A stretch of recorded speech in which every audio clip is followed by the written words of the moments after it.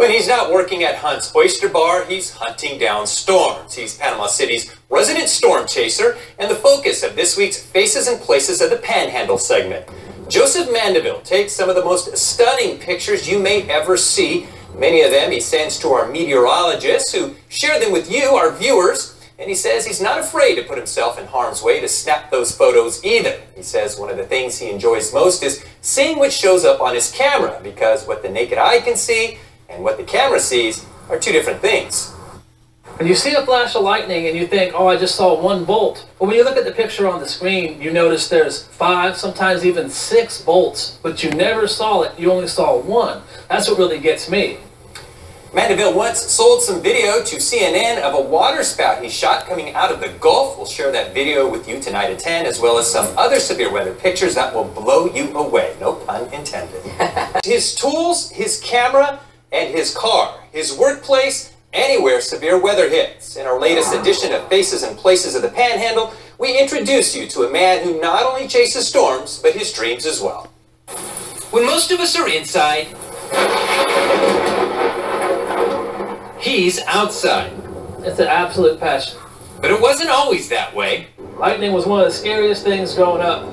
You see a bolt of lightning and then you hear the rumbling and the crashing of the thunder, and it was pretty scared as a kid. But as I grew up, I started getting a fascination about it. In 2008, Joseph Mandeville took some classes at Gulf Coast State College and became a certified storm chaser. With camera in tow, he snaps some of the most breathtaking pictures many have ever seen.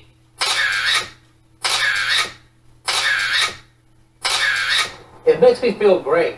I mean, when you're taking pictures of lightning, and you see a flash of lightning and you think, oh, I just saw one bolt. But when you look at the picture on the screen, you notice there's 5, sometimes even 6 bolts, but you never saw it, you only saw one. That's what really gets me. And of course, the job is not without its risks. Sometimes it does get pretty scary. I know August 18th of last year, I was at St. Andrews State Park, and lightning actually struck a phone pole about 20-30 yards away from the truck window.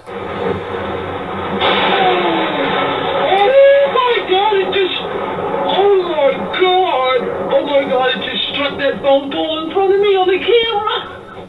And if his name looks familiar, Mandeville is no stranger to TV news viewers. It's a real good thrill seeing your pictures on the news from that, because it gets you exposure, and plus a lot of my friends and family will snap a shot and say, hey, I saw you on the news. Some devastating winds surprised some beachgoers early this afternoon. A waterspout carrying enough power to rip off a roof came barreling ashore shortly after 1 o'clock on the west end of the beach. I've called for some water spouts, some hail, some damage down, but a lot of times I'll call News Channel 7, Chris Smith, and people like that, and then they'll relay it to the National Weather Service. Mandeville says CNN once paid him $250 for that same footage of the water spout he shot in Panama City Beach. An amateur photographer in Florida had a close call with a twister. He first spotted a water spout off of Panama City. It hit land and turned into a tornado heading straight for him.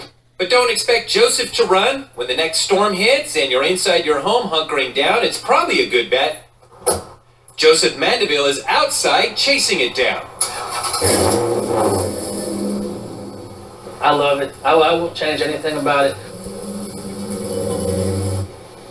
And you can find Joseph's work on Facebook, as well as a link to his website on our website, WJHG.com. Good to put a face with a name. Yeah.